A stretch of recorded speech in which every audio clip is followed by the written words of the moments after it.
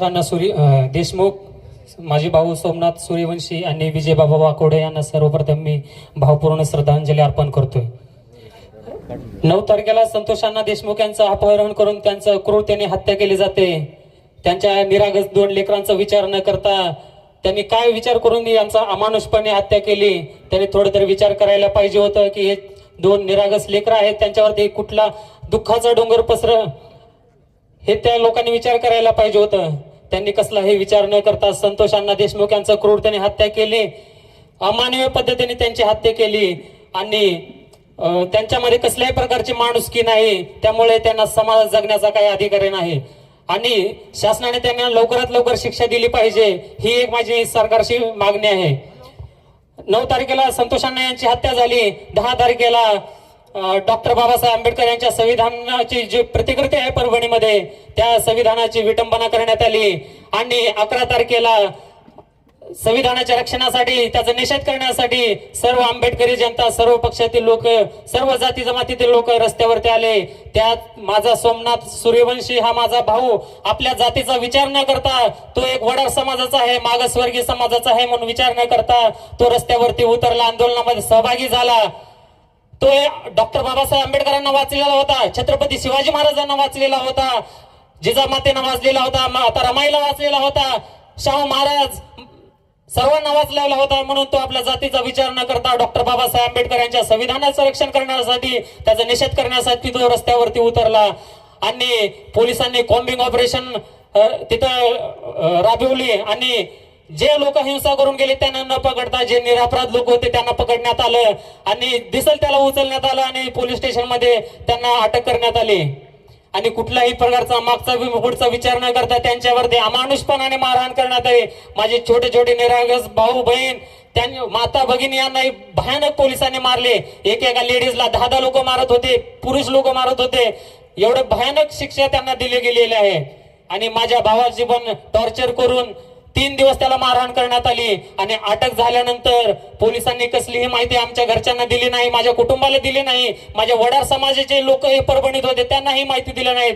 ज्यावेळेस त्याची हत्या झाली 15 तारखेला, ज्यावेळेस त्याचं निधन झालं, त्यावेळेस पोलिसांना माझ्या आईचा नंबर भेटला आणि त्यांनी माझ्या आईला सांगितलं, आईचा परिचय घेतला, आईला सांगितलं की सोमनाथ सूर्यवंशी हा तुमचाच मुलगा का? आई बोलली हा. तो काय करतोय? तो तर कायद्याचं LLB शिक्षण घेतोय, कायद्याच्या शेवटच्या वर्षाला शिकतोय. माझा मुलगा वयाच्या 35 वर्षापर्यंत शिकला, MA BEd झालं, PhD ला छत्रपती संभाजीनगर मध्ये त्याचा नंबर लागलेला होता. कायद्याचं शिक्षण झाल्यानंतर तो PhD करत करत इथं परभणीमध्ये जेच परीक्षा देणार होता.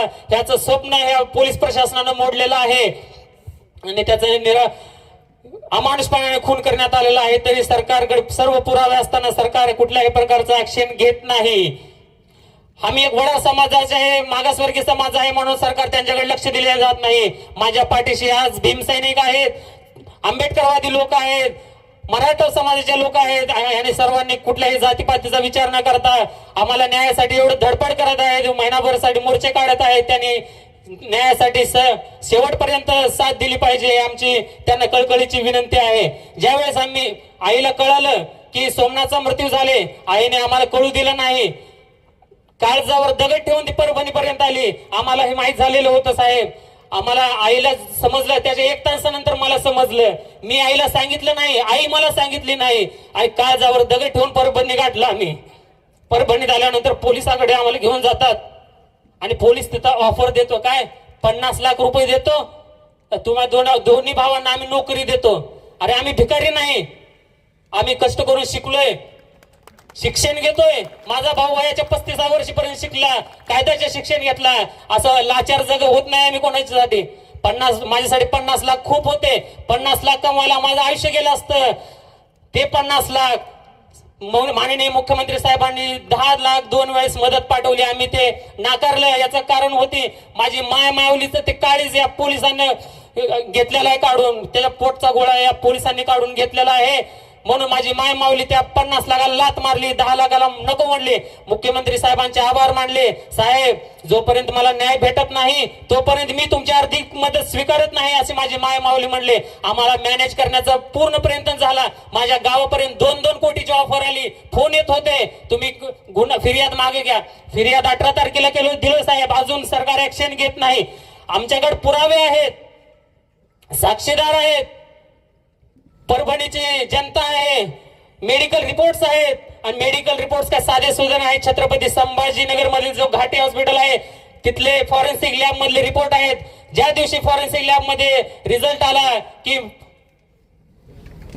पोलिसांच्या मारहाणीमुळे सोमनाथचा मृत्यू झालेला आहे, शॉक फॉलोइंग मल्टिपल इंजुरीज असा रिपोर्ट आलेला होता, तरीही माननीय मुख्यमंत्री साहेबांनी चुकीची माहिती विधानसभेत मांडली. आणि मुख्यमंत्री साहेब म्हणतात सोमनाथ सूर्यवंशी हा आरोपी होता, तो जरी वडार समाजातला असला तरी तो एक मागासवर्गीय होता, म्हणून आम्ही त्याला 10 लाखाची मदत करतोय. माननीय मुख्यमंत्री साहेबांना माझी विनंती करत आहे, तुमचं कर्तव्य तुम्ही पार केलेलं आहे. माझा भाऊ जगला असता तर आम्ही त्याला सांभाळलं असतं शेवटपर्यंत. 4 फटके देऊन तुमच्या पोलिसांनी सोडायला पाहिजे होतं साहेब.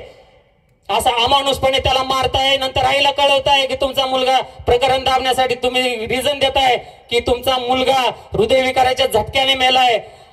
अरे मोठे मोठे अधिकारी साहेब त्या सावली रेस्टॉरंट मध्ये होते, इतर पोलीस अधिकारी काय नाही बोलले, तर घोरमांड जवळ येऊन म्हणतोय तुला मी 50 लाख देतो, तुम्ही दोघांना नोकरी देतो, तुम्ही सोमनाथची बॉडी गावी घेऊन जा. अरे आम्हाला पैशाची गरज असती तर आम्ही तेव्हाच घेऊन गेलो असतो. मी आज न्यायासाठी इथं लढतोय. आणि मला सर्वात मोठी शोकांतिका ही आहे की आज न्याय मागण्यासाठी आम्हाला फिरावं लागतोय.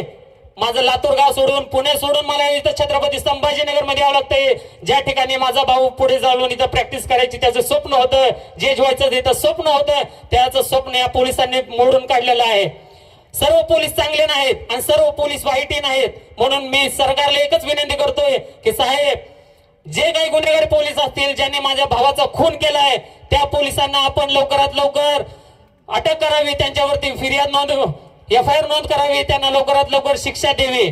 पोलिसांनी जनतेला एक असं मेसेज दिलेला आहे, जर आंदोलनासाठी रस्त्यावरती येतील तर ते आंदोलक जर पोलिसाच्या हातात भेटले तर त्याचा सोमनाथ सुरेश झाला असं मेसेज तो होईल, असं मेसेज सरकार देतोय.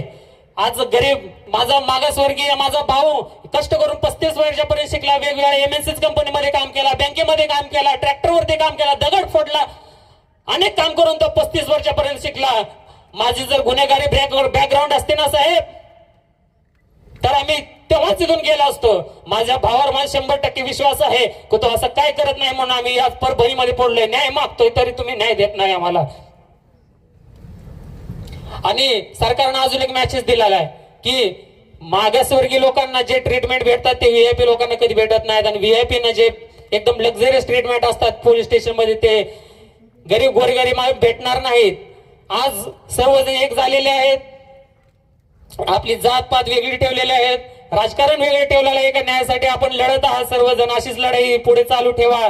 आणि शेवट जोपर्यंत न्याय भेटत नाही तोपर्यंत आपण सर्वजण आमच्या पाठीशी उभं राहा, हीच नंबर भेटत.